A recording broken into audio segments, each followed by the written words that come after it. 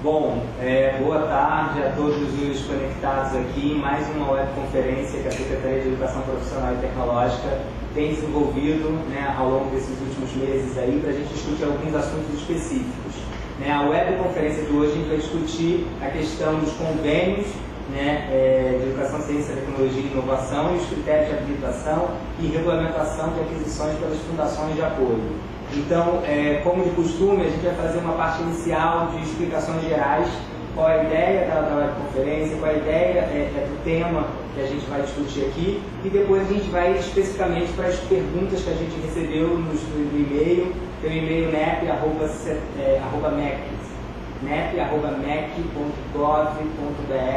que a gente tem recebido também algumas dúvidas. Então, para a fala inicial, eu vou pedir aqui que o nosso secretário de Educação Profissional e Tecnológica, o professor Alessio Trindade Barros, faça essa fala inicial aí da importância dessa web, a importância desse tema para os institutos federais, para a Rede Federal de Educação Profissional, Científica e Tecnológica. Boa tarde a todos os colegas da Rede Federal. É uma satisfação estar iniciando mais uma webconferência nesse tema que é muito importante para os institutos federais e para a implantação da política de inovação nos institutos federais. Essa webconferência, esse tema, ele é culminante para uma série de ações que foram feitas há 1 ano ou 2 anos atrás, que levou à adequação da lei de fundações de apoio para que tanto os institutos como as universidades federais possam fazer parcerias com empresas e, a partir dessas parcerias, possam fazer projetos conjuntos, conveniados, de pesquisa aplicada e de extensão tecnológica. Além disso, essa legislação que deu origem a esses 2 decretos específicos que a gente vai discutir nessa webconferência, ela dá uma segurança jurídica em pontos que eram polêmicos, que geravam conflito e que fazia com que a gente não conseguisse avançar muito, tanto nos projetos de pesquisa aplicada com empresas externas, como no próprio trâmite de recursos dentro da Fundação. Então, a Fundação hoje, ela possui um regramento por meio do decreto 8241, que regulamenta a sua forma de fazer aquisições e contratações, dando flexibilidade para que, por exemplo, se um professor estiver no meio de um projeto de pesquisa aplicada e precise, com rapidez e eficiência, fazer a aquisição de um equipamento para prosseguir nos testes, cumprindo o prazo de entrega da pesquisa, ele consiga fazer com segurança jurídica. Isso era muito difícil fazer antes dessa alteração da legislação. A própria, na Embrapi, foi aberto o edital da Embrapi para os polos de inovação dos institutos federais e até março do próximo ano 5 polos de inovação, e eles vão receber recursos da Embrapi. Esses recursos que os institutos federais vão receber por meio das suas fundações de apoio ou das fundações de apoio credenciadas, pode ser uma fundação de apoio da Universidade Federal também, a partir daí os institutos precisam fazer convênio com a empresa privada que tenha problema tecnológico, que vai aportar recurso para esse projeto no mesmo montante do recurso da Embrapi, só que para esses convênios não tinha previsão legal. Então, o decreto número 8.240, que é o segundo decreto, trata exatamente de convênios com empresas privadas, entre outras, mas também com organizações sociais, como a Embrapi, e também de critérios para habilitação, também, então, nessa habilitação, fazer a escolha, observando os princípios da gestão pública, fazer a escolha das empresas, né, com as quais o Instituto Federal vai interagir para fazer pesquisa aplicada. Esses decretos são de julho, né? De maio. Esses decretos são de maio agora de 2014, mas estão muito pouco disseminados na rede federal. A Secretaria ela quer estimular os institutos a reorganizar suas fundações de apoio, se for o caso, abrir fundações de apoio focada na política de inovação, na política de pesquisa aplicada e na política de extensão tecnológica. E essa ação inicia esse processo. O Érico, ele queria dar os parabéns ao Érico, porque ele trabalhou com a gente desde o início nesse procedimento. Queria citar aqui o Labiac, né, que estava à época no Instituto Federal do Paraná, né, que também está desde o início trabalhando com a gente nessa alteração legislativa. A doutora Leslie, procuradora da Universidade Tecnológica Federal do Paraná, que também apoiou muito tecnicamente a CETEC nos aspectos jurídicos dessa discussão. Vanessa Chicawa, da Universidade Tecnológica Federal do Paraná, né, que também nos ajudou bastante nessa discussão, além da nossa própria equipe aqui da CETEC, o Milton, o Luciano, o Equil, o Rafael, né, todos que diariamente vêm trabalhando nesse tema.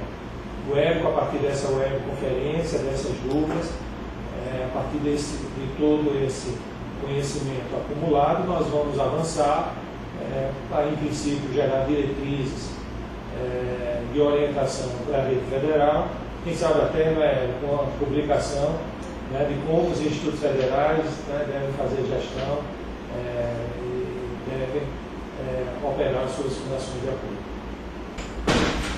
Bom, desculpa aí pelo problema técnico que a gente teve, mas é porque havia uma reclamação do som, e aí eu espero que agora todos estejam ouvindo bem aí e que possam estar acompanhando aí a gente nos diversos institutos. Bom, então continuando aqui com o Érico Madruga, né, que já foi servidor do Instituto Federal de Santa Catarina e que tem hoje estado aqui na CETEC ajudando e contribuindo com a questão da legislação e acompanhando de perto esses dois decretos. Érico, por favor.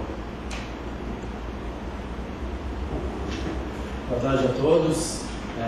Prazer falar com a Rede Federal, principalmente agora que nós estamos trabalhando para agilizar esse processo de inovação relativos a convênios e contratações via fundações de apoio.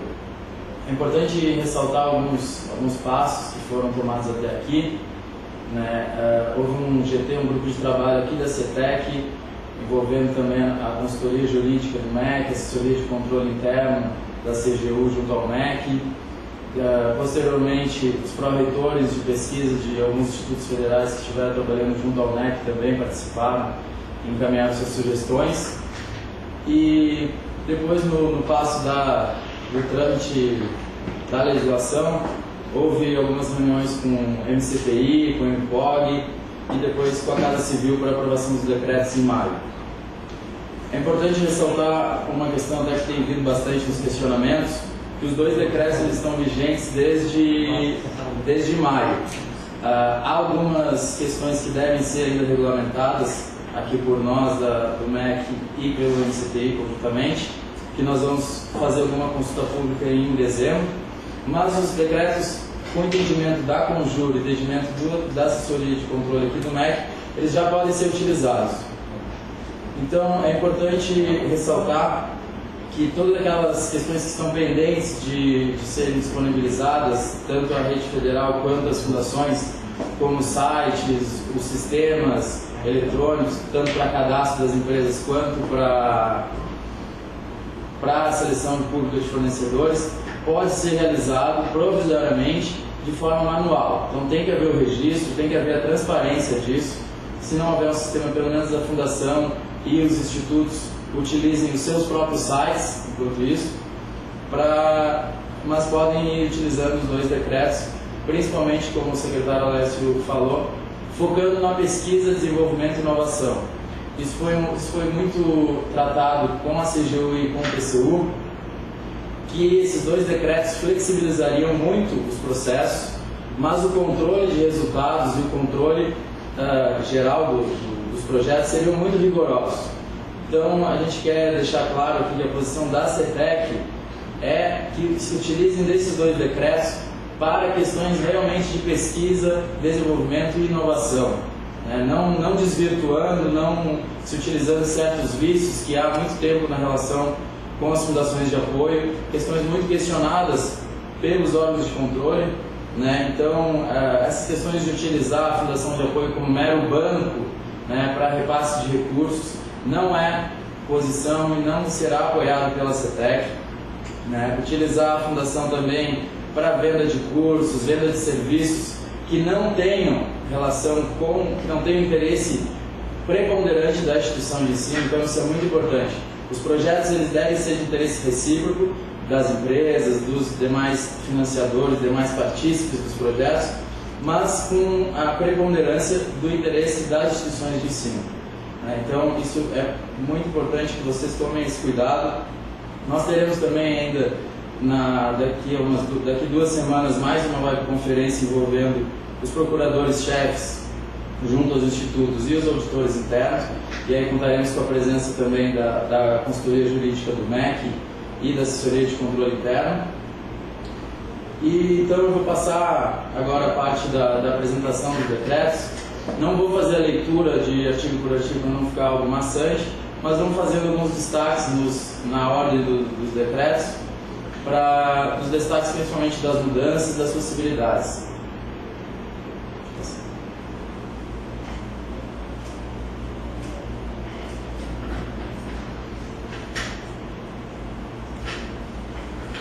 Então, na primeira parte, nós vamos tratar do decreto 8.240, que trata dos convênios ECTI.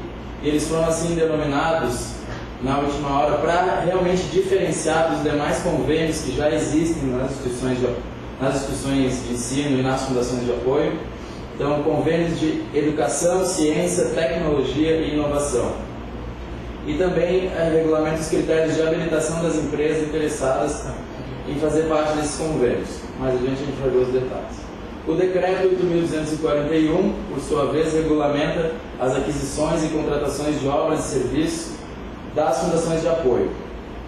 O decreto 8.241, ele regulamenta todas as aquisições das fundações de apoio em qualquer convênio, qualquer projeto ou contrato em que ela esteja envolvida com instituições de ensino. Isso é importante destacar, porque não é somente a utilização conjunta dos dois decretos.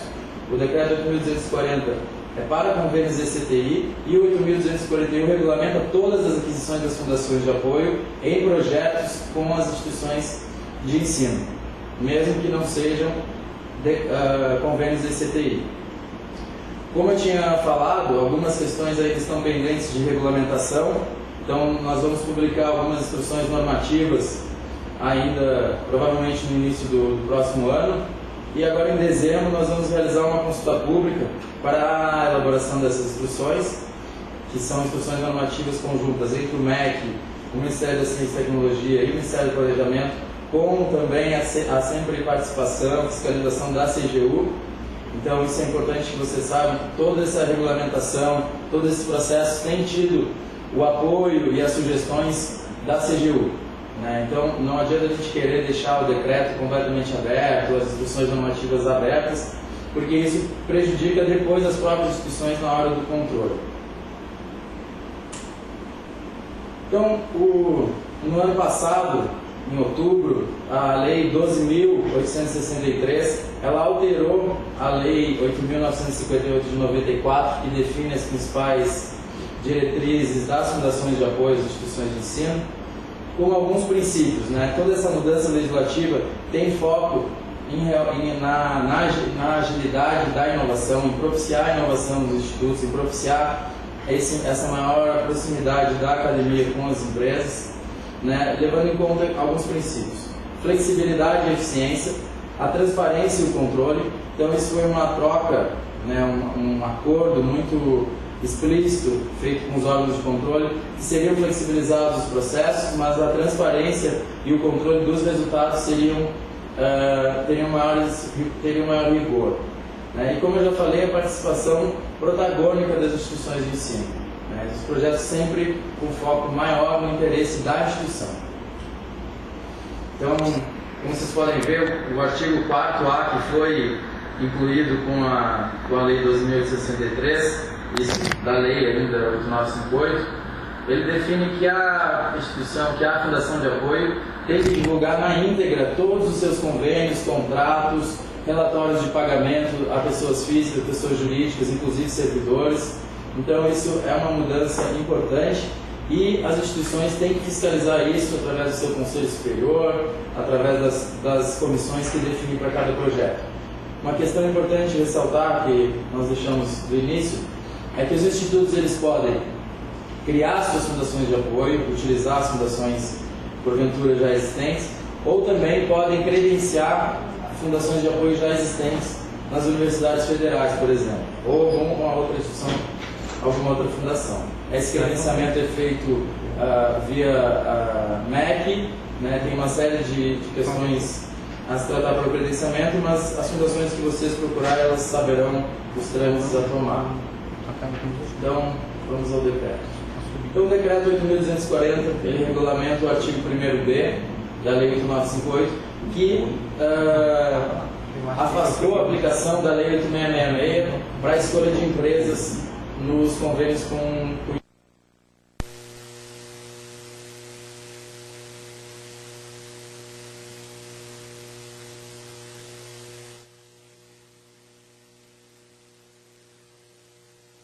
os mesmos processos e instâncias de aprovação dos seus processos institucionais. Então, deve também estabelecer comissões de controle e acompanhamento. O decreto prevê que as instituições definam essas comissões, podendo estabelecer uma comissão permanente de acompanhamento ou uma comissão por projeto, envolvendo principalmente pessoas que não sejam somente pessoas, servidores, gestores ligados à gestão. É interessante que haja uma participação dos pesquisadores, da pró-reitoria envolvida, seja pesquisa, extensão, administração, e algum outro servidor preferencialmente ligado ao Conselho Superior ou algum outro tipo de colegiado que a instituição possua.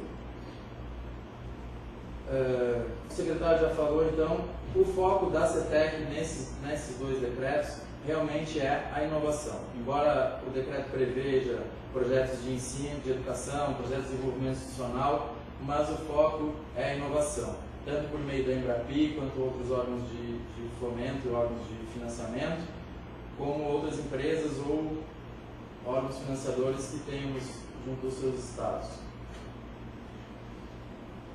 Então, uma questão importante, que o pessoal até tem questionado: quando se utilizar desse decreto, envolvendo empresas privadas e outros entes, é afastada a legislação anterior, o decreto 6.170, que trata dos convênios, o decreto 7423, que trata especificamente de convênios com fundações de apoio e instituições de ensino. Então, essas legislações elas são afastadas. É importante que vocês vejam que essas legislações não foram revogadas, elas seguem valendo ainda para os demais casos. Mas quando envolver convênio e CDI, é a utilização exclusiva do decreto 8.240. Então, o decreto a gente já falou, né, os principais conceitos estão ali na parte inicial do decreto, não vou meter muito essa parte. Agora, a parte realmente que foi a grande alteração é a possibilidade de convênios com a participação de entidades privadas e com a participação de fundações de apoio, de organizações sociais e outros entes administrativos, outros entes públicos ou não. Então, o contrato, o ECTI, ele é um contrato multipartícipe, no qual não precisa ser explicitamente definido quem é o executor, quem é o financiador, quem é o conveniente, quem é o conveniado. Então, todos são partícipes e podem assumir integral ou parcialmente as funções no projeto. Então, ali no artigo 2º vocês veem as outras possibilidades, como eu falei, né? Pode ser para projetos de ensino, pesquisa, extensão, desenvolvimento institucional, científico, tecnológico e estímulo à inovação. Importante aqui ressaltar que os critérios de desenvolvimento institucional não podem ser desvirtuados para a contratação de serviços em geral, de obras em geral, utilizar, como eu falei, a fundação como mero banco, como mero administrador dos recursos. Então é importante cuidar também os conceitos e as vedações que tem ao desenvolvimento institucional na Lei 8958. Então aqui, como eu falei, a gente pode ter no convênio CTI multipartícipos. Eu posso ter a Fundação de Apoio e a Instituição Federal de Ensino são 2 partícipes obrigatórios. Então sempre vai existir uma instituição de ensino e uma fundação de apoio envolvida na gestão. Os demais partícipes têm que ser diferentes desses 2. Então pode ser entidade privada ou pública, podem ser empresas privadas com ou sem fins lucrativos e outros. Pode ser instituições públicas também. Mas pode ter tantos partícipes, não é só 3, é no mínimo 3 partícipos. Então, no mínimo 3 partícipos. Como eu falei, as funções podem ser exercidas cumulativamente. Eu não preciso ter somente um que execute, somente um que gerencie, mas as fundações de apoio sempre participarão da gestão. A gente vai ver mais adiante a regulamentação dos detalhes disso. E quando houver a participação de empresa, né, de empresas privadas, devem ser utilizados os critérios de habilitação. Antigamente, para participar das empresas, teria que haver uma chamada, tudo baseado na lei de licitações, a 8666 de 93. Hoje, então, com a alteração da lei, com esse decreto, os critérios de habilitação foram simplificados e ficam muito mais simples dessas relações. Essas entidades privadas, elas podem participar com recursos financeiros, de bens ou serviços, né, fornecendo equipamentos ou outro tipo de serviço, desde que eles sejam economicamente mensuráveis. Né? Então, precisa estar tudo isso previsto e explícito no plano de trabalho e no convênio firmado. Aqui também foi prevista a possibilidade dos convênios terem a participação de organizações sociais. Como o secretário falou, a própria Embrapi entra aqui bastante na questão dos polos de inovação também e outros órgãos de fomento. O plano de trabalho não há um modelo prévio, ele deve ser discutido entre os partícipes, entre todos os partícipes e acordado previamente ao convênio, como já ocorre. E aqui uma questão importante que a gente falou no início: os projetos todos devem ser aprovados pelos órgãos colegiados existentes na instituição. O mesmo trâmite que os projetos já têm hoje continuam a ser seguidos para esses projetos também. Então, se a instituição já tem um regulamento de convênios desenvolvendo fundações de apoio ou não, e se não tem, deve prever, mas são as mesmas regras e os mesmos critérios. Os demais itens que devem constar nos projetos que estão no decreto, eu não vou citá-los aqui porque todos podem estar bem claro.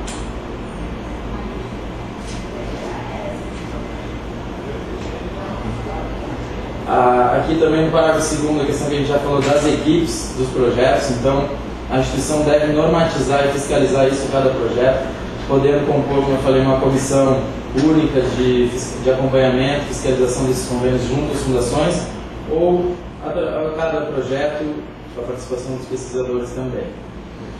Uma questão importante que foi levantada pelos órgãos de controle, e aí foi obrigatório constar nos decretos: a gente não pode fazer convênios do tipo que se chama do tipo guarda-chuva. Convênios, esse convênio tem por objeto o apoio a projetos institucionais. Ponto. Não. Aqui o parágrafo 3º vedou, então, projetos baseados em prestação de serviço de duração indeterminada e também aqueles que não se configurem pela fixação de prazo, e também veda a reapresentação reiterada. Então, importante isso aqui. A questão do patrimônio da instituição. A instituição pode colocar no convênio o seu patrimônio tangível ou intangível, desde que haja ressarcimento, desde que haja a justa a justa contabilização dessa contribuição no convênio. Então, se vai prestar algum laboratório para a fundação ou para algum outro partícipe ou algum serviço de servidores, etc., isso tudo deve estar contabilizado financeiramente no convênio. A mesma questão aqui, só detalhando mais que deve haver o ressarcimento. Instrumentos individualizados, então, como eu estava falando do convênio guarda-chuva, do contrato guarda-chuva, não está previsto no decreto. É importante também dizer que o decreto tratou de convênio, justamente para não haver confusão entre convênio e contrato. Então, o convênio precisa de interesse recíproco. As instituições não podem utilizar essa legislação para prestação de serviços, para mera prestação de serviços, ou venda de cursos, ou consultorias, que não tenham relação com os seus projetos ou com as suas linhas de pesquisa já em andamento ou que sejam aprovadas na instituição. Então, é vedado o uso de instrumentos genéricos e também aditivos com objeto genérico. A questão de remuneração de pessoal também está prevista no decreto. A instituição apoiada ela tem que regulamentar isso. A questão de limites, a questão da participação dos docentes com dedicação exclusiva também está o regulamento, mas ela tem que remunerar, a fundação pode remunerar diretamente servidores, respeitando sempre esses limites. Nós teremos também uma outra portaria que vai regulamentar o pagamento de bolsas pela Fundação de Apoio aos alunos, aos discentes. Né? Isso já está previsto também na alteração dessa lei, não consta aqui nos decretos, mas é uma possibilidade nesses projetos da Fundação também pagar bolsas aos alunos envolvidos nos projetos. A questão da taxa de administração, então, foi prevista aqui a possibilidade, não tem limite, não tem previsão aqui, provavelmente na regulamentação isso seja exigido, porque os órgãos de controle não vão aceitar que sejam valores exorbitantes. E aqui, como eu falei, então, a concessão de bolsas, tanto em todos os projetos de ensino, pesquisa, extensão, estímulo à inovação, podem ser utilizados esse decreto também, claro, respeitando as regulamentações da instituição e outras regulamentações que porventura venham a ser publicadas. Aqui a questão do limite, né, eu já falei, o limite da remuneração que respeita o teto previsto para o funcionalismo público. Os valores das bolsas também deverão ser de acordo com valores de mercado, com valores praticados por outros órgãos, né, utilizar aí CAPES, CNPq ou outras referências para não prever valores de bolsas exorbitantes também. A questão do artigo 18, como eu falei lá no início, prevê um sistema online específico. A previsão inicial era a utilização do SIG-PC, Sistema Integrado de Prestação de Contas do FNDE, ainda não está definido se vai ser mesmo, mas provavelmente na regulamentação a gente já vai prever um período para que as instituições possam utilizar esses decretos enquanto não há esse sistema online específico. É muito provável que seja o SIG-PC, mas tem uma série de trâmites no FNDE para colocar esse módulo do sistema no ar. Como eu falei, de qualquer forma, se as instituições forem utilizar ainda sem o sistema, devem manter o controle e a prestação de contas sempre atualizado e com acesso aos órgãos de controle interno e externo, tanto das instituições quanto dos demais órgãos da administração. A movimentação dos recursos. Então, aqui, os recursos públicos têm uma regra específica que devem ter conta específica. Então, os recursos que forem públicos, de origem pública, devem ser mantidos em conta específica. Os demais recursos têm que ser gerenciados por meio eletrônico. Pode haver alguma exceção, mas isso tem que estar excetuado em regulamento da instituição ou nos nossos regulamentos também dos institutos ou nos regulamentos que ainda vamos publicar. Mas é importante que essas exceções estejam explícitas, não é mera justificativa para não fazer movimentação em meio eletrônico. Isso é uma questão bastante importante porque os órgãos de controle trataram disso, que a movimentação deveria ser em meio eletrônico para poder fazer todo tipo de conferência contábil e de resultados ao final. Então ali as instituições, as fundações de apoio, e mais para as fundações, não para os institutos, mas elas têm que garantir o controle contábil específico dos recursos. Não é mero controle eletrônico, simplesmente movimentação eletrônica, mas tem que ter um controle contábil específico. Então, a questão da prestação de contas, né? Então, como eu falei, enquanto não tiver sistema, a prestação de contas deve e pode ser feita nos mesmos prazos, de forma manual, provisoriamente. As fundações têm que se submeter ao controle de gestão das instituições, então, ao se submeter também ao Conselho Superior, né? Então, ali, controle finalístico pelos órgãos de controle, CGU, TCU, dependendo dos órgãos financiadores envolvidos, pode ter estados aí também. Aqui o prazo da prestação de contas. Então, o prazo previsto é de 120 dias após a data final, isso se não houver outro prazo. Caso exista um prazo específico definido no convênio, em virtude do projeto ser maior ou menor, as instituições, os partícipes podem definir prazo diferente. Não havendo prazo, é 120 dias. Falei aqui já dos recursos públicos, que são os únicos que têm que ser mantidos em conta específica para cada projeto. Então as fundações têm que manter esses recursos e isso as instituições têm que ajudar a fiscalizar.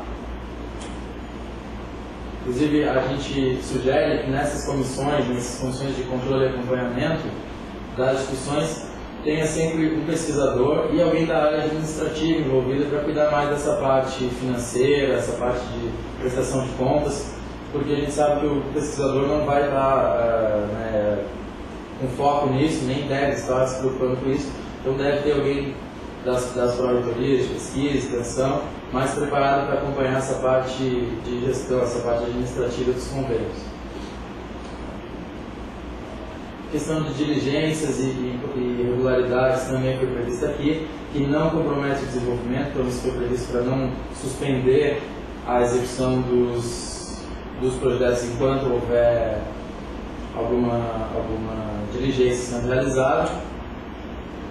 A questão dos critérios de habilitação para participação de empresas, então, no artigo 25 vocês podem ver que a habilitação foi realmente bem simplificada, são praticamente os mesmos documentos que ela precisa para participar de uma licitação, registro, CNPJ, ato constitutivo, dependendo da natureza jurídica da empresa, comprovação da regularidade fiscal, certidões de FGTS, INSS, Receita Federal, então são documentos básicos.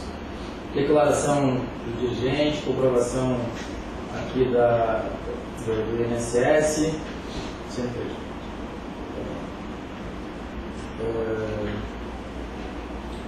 então aqui uma coisa importante, ficou separado, a gente quis prever isso no decreto para não emperrar os projetos, que a habilitação ela é simplificada. A empresa basta apresentar esses documentos junto às fundações de apoio, que ela consegue se habilitar para participar de qualquer projeto. E depois o processo classificatório, o processo de seleção, é feito pelos partícipes.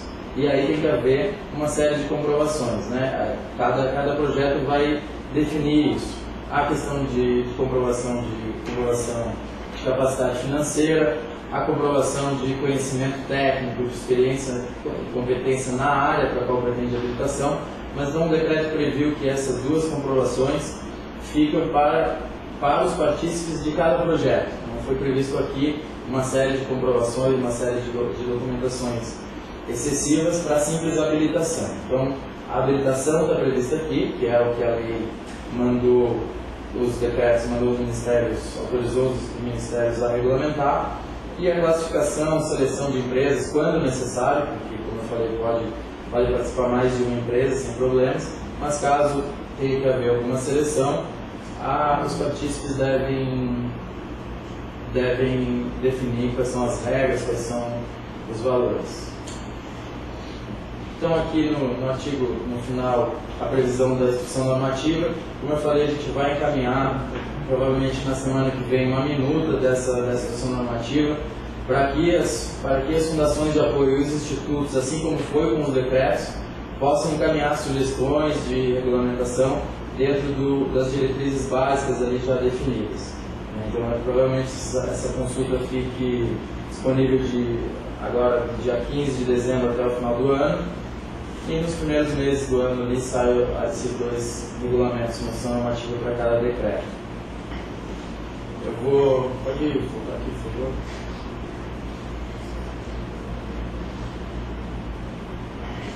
Pessoal, então, antes de passar a apresentação do próximo decreto, vou aqui esclarecer algumas dúvidas, alguns debates que foram surgindo durante esse período que ficou divulgada a conferência. Quem tiver mais alguma dúvida também pode encaminhar para o e-mail do NEP, nep@mec.gov.br, que a gente, dentro do possível, vai esclarecendo aqui. Todas as perguntas e esclarecimentos que chegarem agora ou que já chegaram, a gente vai também fazer um resumo com as respostas e encaminhar para as discussões. Então aqui é uma questão que chegou, é se é possível arrecadar recursos provenientes de inscrições e processos seletivos vestibulares diretamente na conta da Fundação de Apoio, ou é preciso arrecadar pela conta única e depois fazer a transferência dos recursos para pagamento das despesas referentes ao processo seletivo. Então aqui é importante, é bem a questão que a gente estava falando no início da conferência, de não utilizar a Fundação de Apoio para fins que não estão previstos aqui. Então, se ela estiver executando, se ela for realmente a executora do processo seletivo, não há problema, mas isso tem que estar previsto num projeto maior. Ela não pode ser um simples, como eu falei, um simples banco para receber recursos, para facilitar a utilização de recursos, tanto públicos como privados. Então, é possível somente se isso fizer parte de um projeto maior, um projeto de execução de processo seletivo, seja vestibular ou concurso público, pela Fundação de Apoio. Mas recentes decisões, vocês já acompanharam, já determinaram inclusive que sejam feitas licitações para a escolha de empresas para vestibulares e para concursos públicos maiores, inclusive em âmbito nacional. A questão do recurso, o recurso ele pode, no caso dos projetos, não nesse caso de concurso vestibular, ele pode sim, isso a lei previu no ano passado, ser repassado diretamente à Fundação de Apoio. Isso facilita muito, porque não entrando na conta única do Tesouro e tendo que aguardar todos aqueles prazos de liberação, de arrecadação, esses recursos já podem ser utilizados pela Fundação de Apoio. Mas isso tem que estar previsto no plano de trabalho, né? Quem vai aportar esses recursos, sejam entidades privadas ou públicas, mas podem aportar diretamente na Fundação de Apoio. Isso já está previsto na Lei 8958. Aqui outra pergunta, como se dará a concessão de bolsas pelas fundações de apoio? Então a gente viu ali que o decreto já regulamenta, já autoriza a concessão de bolsas a servidores, tanto docentes quanto técnicos administrativos, desde que respeitada a regulamentação interna dos institutos ou outras regulamentações específicas ao caso, e a concessão de bolsas a discentes, aos alunos, será regulamentada em uma portaria da CETEC, provavelmente também ainda, não acredito nesse ano, mas provavelmente no início do próximo ano. Aqui, aqui a questão sobre o acompanhamento e controle dos convênios pelo MEC-MCTI, que é a questão do sistema, ainda não foi realmente implantado, não está disponível, mas o entendimento é que já podem ser utilizados os decretos mesmo sem o sistema. Habilitação de empresas também, aqui um questionamento se isso depende do sistema online. Realmente depende, mas as fundações de apoio podem disponibilizar em seus sites quais são os documentos, qual vai ser o processo de habilitação, abrir um período de habilitação semestral ou deixar aberto permanentemente. Isso cada fundação pode definir como vai fazer esse processo de habilitação de empresas. Como eu falei aqui, a habilitação não é a seleção da empresa do projeto, isso é feito posteriormente, são duas fases. Um outro questionamento aqui pedido esclarecimento sobre a cobrança de taxa de administração pelas fundações de apoio. Então, isso ali o decreto autorizou essa cobrança da taxa de administração. Provavelmente as instruções normativas vão prever um limite, vão prever um referencial. Hoje tem sido em torno de 5% a 6% do projeto. As instituições também têm que prever a sua taxa de retenção para estimular pesquisa e inovação em cada projeto. Então, isso tudo está previsto e autorizado nos decretos. Vou ver aqui mais sobre os 240.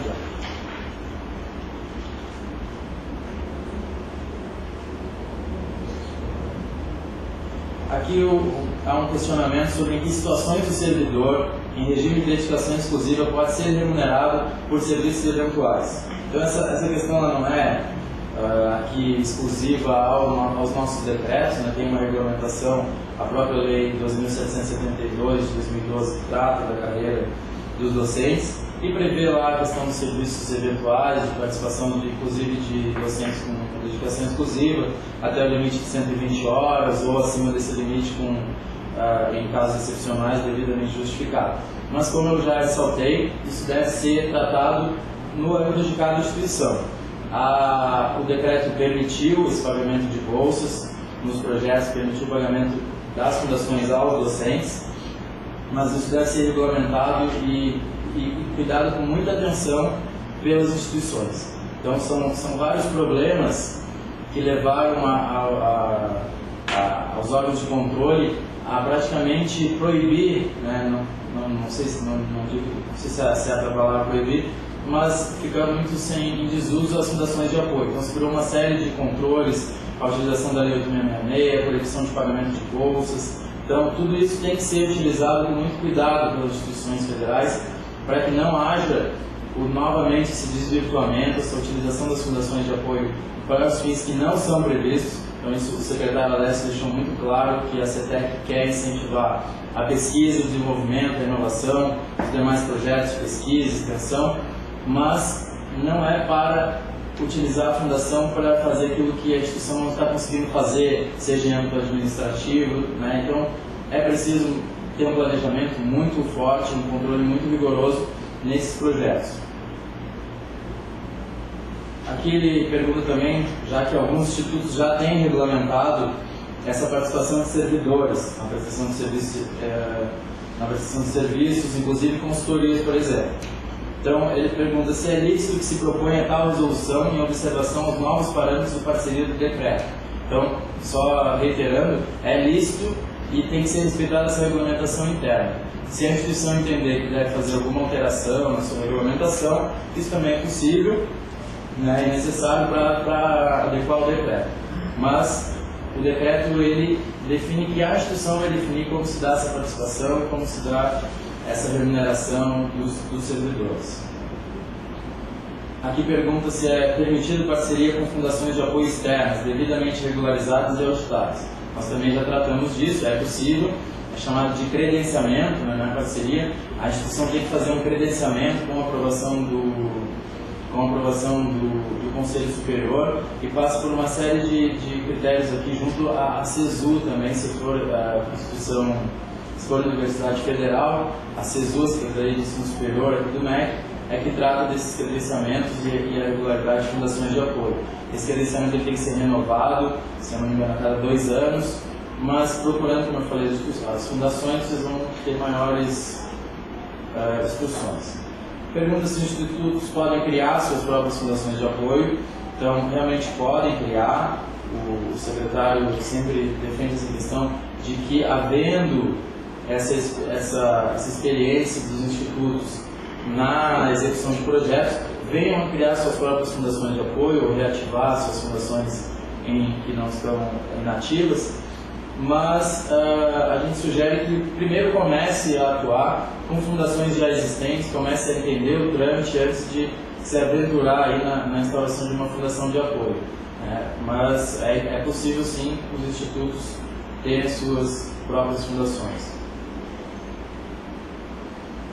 Aqui outro questionamento também, perguntando se enquanto não houver os sistemas para cadastro e para prestação de contas, se as instituições podem utilizar. Então esse entendimento da Conjur do MEC e do controle interno do MEC é de que podem sim ser utilizados enquanto não houver o sistema, desde que o procedimento previsto ali, como a gente falou, né, é bom reiterar, sejam realizados no prazo, estejam disponíveis nos sites ou alguma outra forma eletrônica, tanto para controle interno como controle externo.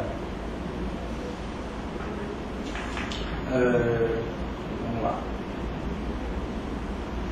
Aqui uma outra pergunta: se uma autarquia pública federal pode doar patrimônio, tais como veículos ou imóveis, para uma fundação de apoio. Então, essa doação, pessoal, ela é complicada. O que o decreto previu é a utilização de bens e serviços mediante justa remuneração. Então, não está previsto, pelo menos nesses decretos, a doação de bens da instituição. Logicamente, toda a instituição pode realizar doações, desde que esteja fundamentado no processo administrativo, mas não é algo autorizado aqui pelo decreto para esses projetos especificamente. Então, isso tem que ser analisado melhor. Outra questão pergunta se um professor da rede com cargo de confiança, função gratificada ou cargo de direção pode participar dos órgãos de direção de uma fundação de apoio. Esse também não é uma regulamentação aqui dos decretos, isso existe uma regulamentação específica sobre a participação. Inclusive, que eu me lembro, podem participar desde que não recebam remuneração, mas não é dessa regulamentação aqui, então é melhor a gente deixar isso aqui para analisar, pedir para a Conjur analisar essa questão. Outra questão é se uma fundação de apoio pode utilizar o mesmo endereço de uma autarquia pública federal para efeito de funcionamento cadastral. Então aqui, pessoal, também foi uma questão bastante conturbada, bastante problemática com as universidades. As fundações podem utilizar terrenos, salas, etc., das instituições públicas, desde que remunerem de acordo com valores de mercado as instituições. Então, se quiser manter uma fundação de apoio dentro do instituto, é possível. A gente não recomenda, o recomendável é que realmente a fundação de apoio tenha um prédio separado. Ela é uma instituição de direito privado, né? Então ela é uma empresa, embora seja criada, né, sem fins lucrativos para apoiar a instituição de ensino, mas se funcionar dentro dos terrenos ou das salas do instituto, isso tem que ser regulamentado, tem que ser pago aluguel, tem que ser pago a utilização dos equipamentos e demais serviços pela fundação. É complicado ter a fundação dentro da instituição, porque vão se confundir em vários serviços de vigilância, portaria, outros serviços que aparentemente não seriam mensuráveis quanto que a fundação teria que contribuir com aquilo ali. Então a gente recomenda que a fundação não funcione dentro, ou se funcionar, que seja uma atuação bem independente, um terreno mais independente, um funcionamento mais independente, para não haver esse tipo de questionamento pelos órgãos de controle.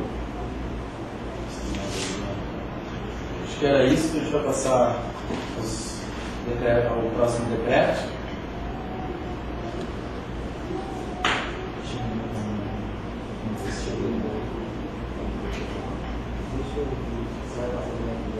Passar a palavra do professor Rafael. Bom, na verdade é só complementar um pouco, até para a gente aqui conseguir captar as novas perguntas que chegaram, da importância desses dois decretos dentro dos projetos institucionais relacionados a ensino, pesquisa e extensão. E aí por isso que a ideia inicial foi fazer essa webconferência, para que a gente pudesse ter a dimensão, colocar bem claro para a comunidade acadêmica da importância de se pensar, trabalhar alguns projetos dentro da fundação de apoio. Inclusive, na portaria 58, que a gente permite os institutos a pagarem bolsas, né, concessão de bolsas pelos institutos federais, a gente faz referência que alguns projetos específicos de pesquisa aplicada, extensão tecnológica, projetos que vão demandar um olhar diferente daquele que a gente tem na portaria, que ele seja viabilizado via os decretos e via a legislação das fundações. Então é importante a pesquisa, é importante a extensão, é importante o ensino ter a clareza, e inclusive a administração também, a clareza disso, de toda essa demanda que a gente pode fazer também e ampliar essa oferta de atendimento da pesquisa aplicada, diálogo com o setor produtivo, que a gente pode desenvolver também via os decretos e via a Fundação de Apoio. A gente continua, durante a nossa transmissão aqui da webconferência, acessando o e-mail do mep@mec.gov.br. Então, se durante essa transmissão você tiver alguma dúvida ainda, pode mandar para a gente, que a gente vai ainda, no período aqui da nossa webconferência, responder a essas dúvidas. Então, vamos continuar aqui com o próximo decreto das fundações.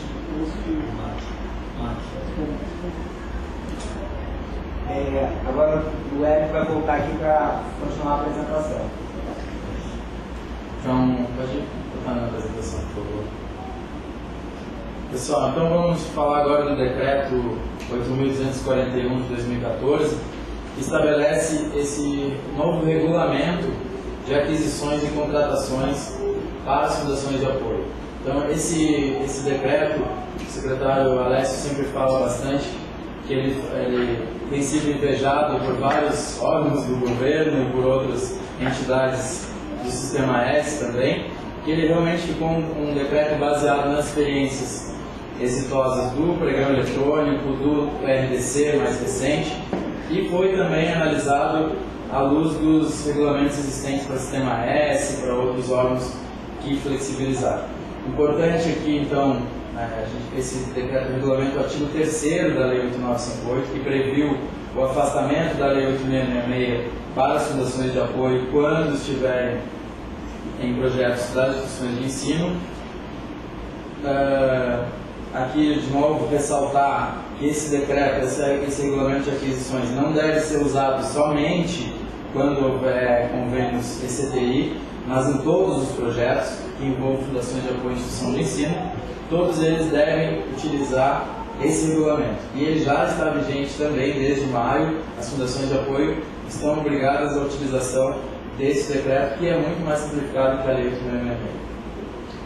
Essa simplificação de procedimentos, essa desburocratização, como a gente tem ressaltado, não é para fazer questões de desvirtuamento também dos usos das fundações. Então, são procedimentos mais céleres, mais transparentes, mas que o controle, ao final, também é rigoroso pelos órgãos de controle. O decreto previu, então, a figura do comprador, que seria uma espécie de pregoeiro. Então, só se utilizou outros termos para não haver confusão, porque tem atribuições e alguns procedimentos bem diferentes. E também a comissão de seleção, que seria uma espécie de comissão de licitação, mas que devem ser normatizados pelas fundações de apoio, de acordo com algumas diretrizes mínimas estabelecidas aqui no decreto. Esse decreto, tanto esse quanto o decreto 1240, eles devem ser utilizados tanto quando houver recursos públicos e também para recursos privados. Então, mesmo que a fundação receba recursos de empresas ou de outros órgãos privados, esse decreto deve ser utilizado para as contratações. Foi ampliada bastante, e isso aqui é um ponto de atenção, não é porque está previsto ali que obrigatoriamente tem que se utilizar as opções, e sim para agilizar os processos, mas com a devida justificativa, com o devido planejamento dos projetos. Então foram ampliadas as possibilidades de contratação direta, que a gente chama de as chamadas dispensas de licitação. Então foi prevista uma série de possibilidades, a gente vai ver mais adiante. Foi previsto também uma inovação aqui, o cartão pesquisa, que possibilita a utilização de R$20 mil por projeto, além das possibilidades de dispensa de licitação. O pesquisador tem também esse cartão, foi baseado no cartão pesquisador já do CNPq. As compras tanto as compras quanto as obras do prazo foi bem reduzido em relação à Lei 866, então a gente tem ali para compras em geral, o prazo é apenas 5 dias úteis, para obras e serviços de engenharia são 15 dias úteis. As dispensas, então, os casos principais ali, para compras em geral, até 40 mil é dispensado o procedimento, e obras e serviços de engenharia até 100 mil reais. Então, são questões realmente que ampliam as possibilidades no sentido de agilizar a execução dos projetos, que a gente sabe que tem um ritmo bem diferente dos trâmites administrativos das instituições. Para a importação de bens, que também é outra demanda muito grande dos pesquisadores, importante para a inovação, a importação de bens foi prevista a dispensa de licitação até R$250 mil. Então é um passo importante aqui. Todos os procedimentos, então, foram simplificados, mas foram previstos que devem ser realizados preferencialmente na forma eletrônica. Esse preferencialmente não é uma opção, não é um ato discricionário do gestor da fundação de apoio, nem do pesquisador, nem da comissão de controle e fiscalização envolvida. Caso não haja possibilidade de fazer esse sistema eletrônico, deve ser justificado. Então, por exemplo, as fundações agora não estão com o sistema, mas devem promover a adaptação dos sistemas ou colocar ali qual é o prazo previsto para essas adaptações, para essas aquisições de sistemas.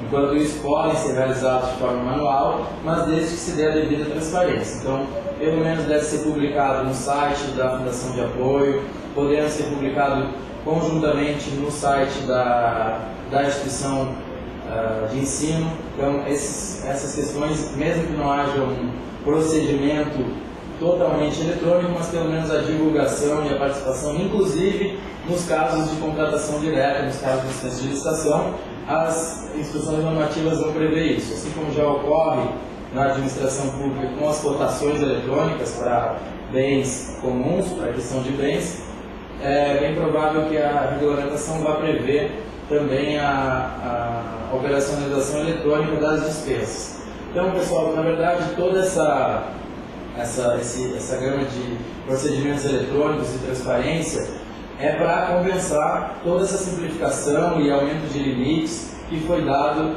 ao decreto. Então, a gente não quer que esse decreto seja utilizado de forma indevida, que as licitações sejam todas afastadas. Então, realmente deixar para utilizar a dispensa de licitação do projeto quando for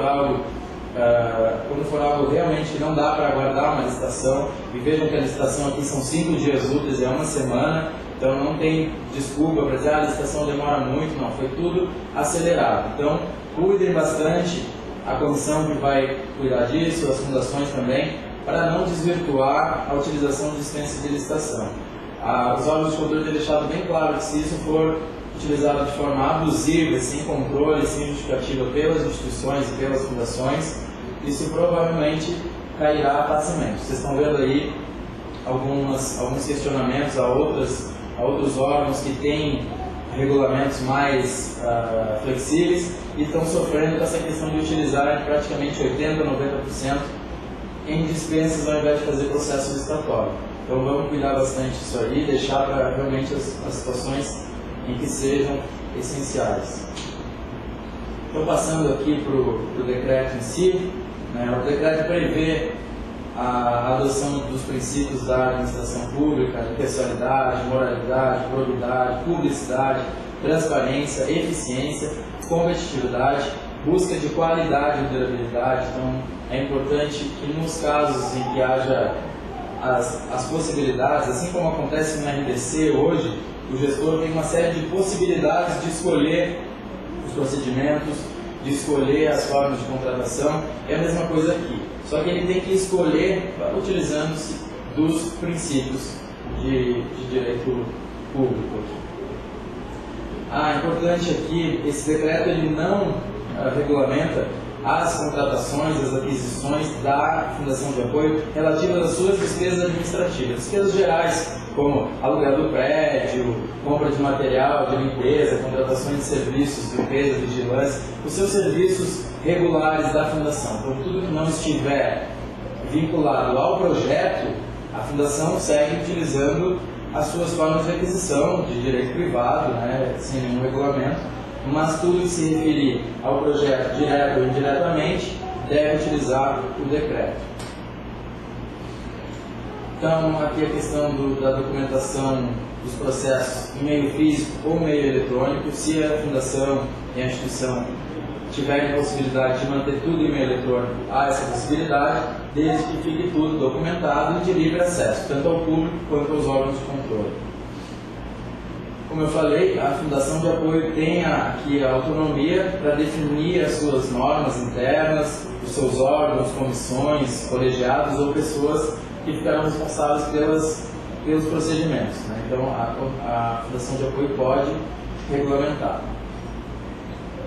A questão no artigo 4 prevê o detalhamento da pesquisa de mercado. Eu não vou me ater ao detalhamento ali, mas uma série de possibilidades, como já acontece nos processos licitatórios comuns, inclusive prevendo aí toda a alteração da legislação recente, utilização de meios eletrônicos, de sites, claro, com devido cuidado também.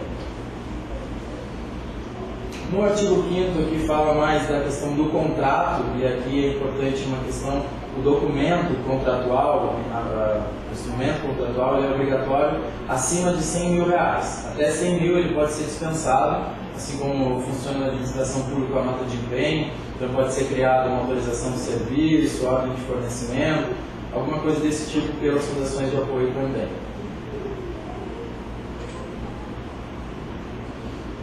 A outra questão que foi prevista aqui, baseando na experiência do RDC, foi a possibilidade de contratação integrada pela Fundação de Apoio. Então, alguns projetos que precisem de obras, construções ou reformas de laboratórios, por exemplo, não precisam entrar no trâmite operacional da instituição de ensino. Ela pode fazer a contratação integrada, desde que tenha um anteprojeto de engenharia, e acelera bastante essa questão das obras e reformas de engenharia. Então está previsto no decreto a chamada contratação integrada também, no qual a empresa contratada ela é responsável pela elaboração do projeto e pela sua execução também. Tendo aqui o mesmo cuidado que se tem no RDC, de que não é um simples repasse de responsabilidade, como alguns criticam, mas é simplesmente uma contratação integrada. Mas a fiscalização da administração a cada etapa tem que estar bem regulamentada. Então, os projetos não são definidos de forma independente pela empresa, eles são elaborados e aí passado à administração, passado à comissão do projeto para análise, depois de aprovados eles são executados. Então tem todo um trâmite, como se fosse fazer a contratação de duas empresas de forma separada. Então é importante aqui aproveitar as possibilidades que a gente tem para, sabe que as engenharias dos institutos, o setor de engenharia ainda estão bem aí sobrecarregados com a expansão e com as manutenções e reformas dos nossos campos. Outra questão que foi prevista no decreto, lá no artigo 7, parágrafo 2º, foi a indicação de marca e modelo. Então, isso já existia na Lei 8.666, desde que devidamente justificado, para questões de padronização, por questões de qualidade, mas o coordenador do projeto deve justificar isso tecnicamente. Qual é o motivo de indicação da marca, do modelo, e ter muito cuidado aqui também, né? Se tiver mais de uma marca, o modelo abrir, pelo menos credenciar 2 ou 3, indicar 2 ou 3 marcas e modelo, é também um dispositivo que tem que se ter muito cuidado para não restringir a competição. A pré-qualificação de fornecedores também já estava prevista lá na Lei 8.666, mas pouco utilizada na administração e foi previsto no RDC.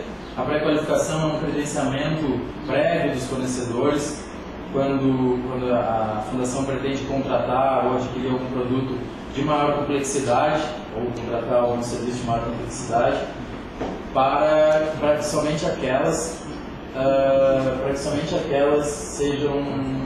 participem depois do processo. Então é como se fosse uma avaliação prévia da capacidade da empresa, da complexidade do produto, do objeto, anterior à licitação. É uma possibilidade que vai ser regulamentada na instituição normativa também. Pode passar, por favor. Então aqui, a partir do artigo 9º, a gente encontra a previsão da seleção pública. Então essa é a modalidade de licitação, a única modalidade de licitação prevista no decreto, seleção pública de fornecedores, que deve acontecer preferencialmente em meio eletrônico.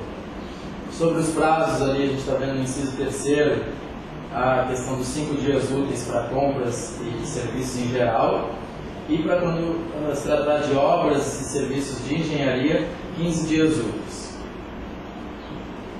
Ali no inciso 4º, a gente vê forma de submissão das propostas, preferencialmente na forma eletrônica. Questão no parágrafo 3º do artigo 9º foi prevista a questão da licitação deserta. Então, diferente da administração, que precisa hoje repetir 3 vezes a licitação, no caso das fundações de apoio, quando não acudir interessados, quando a licitação for deserta ou fracassada uma vez, desde que devidamente comprovado, tenha tido todo o processo de transparência, a fundação pode contratar por dispensa de licitação. Também é um artigo que tem que ser muito cuidado. Como a nossa seleção de fornecedores é apenas 5 dias úteis, às vezes é possível a repetição, né? Não tem porque, a não ser que seja algo urgente, algo que seja previsto no projeto. A questão dos modos de disputa, assim como o RDC, foi prevista também a possibilidade de disputa, modo de disputa aberto e fechado, nos quais as empresas apresentam suas propostas em envelopes lacrados, com fase de lance, sem fase de lance. Então é mais uma questão de possibilidade da fundação escolher quais os modos que ela quer aplicar naquele procedimento. Os critérios de julgamento também foram ampliados em relação ao que existe hoje na administração. Então a gente tem menor preço, que é comum, maior desconto, que também já é comum, técnico e preço para todos, tanto para bens e serviços e também no meio eletrônico, e melhor adequação técnica ou maior oferta de preço, que são duas inovações que vieram aí com o RDC. Sempre se verificando, é claro, o valor de referência, o nosso valor máximo de contratação previsto no processo, através de pesquisa de mercado. Nos artigos 19 a 23, eu não vou passar aqui só registrando que são as mesmas documentações previstas na habilitação da Lei 8666, documentação de habilitação, documentação fiscal, documentação técnica, que já havia na Lei 8666.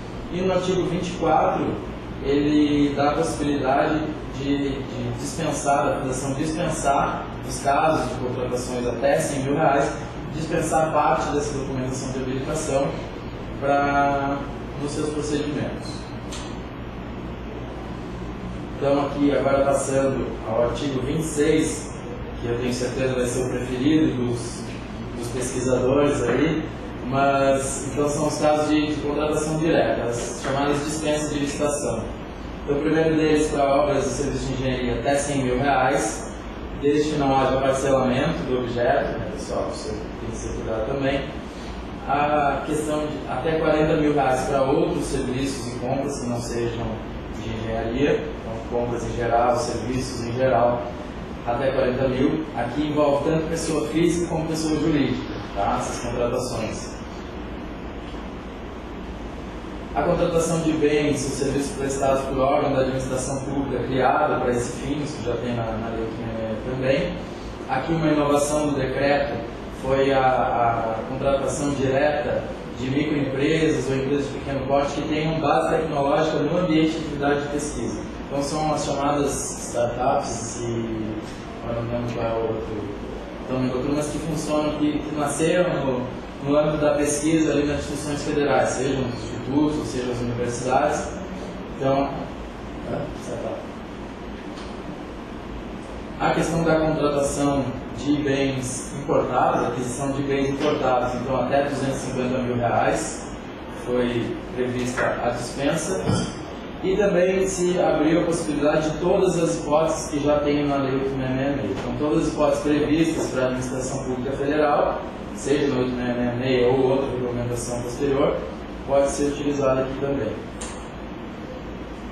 A questão da vigência dos contratos, aditivos, tanto acréscimo como supressão,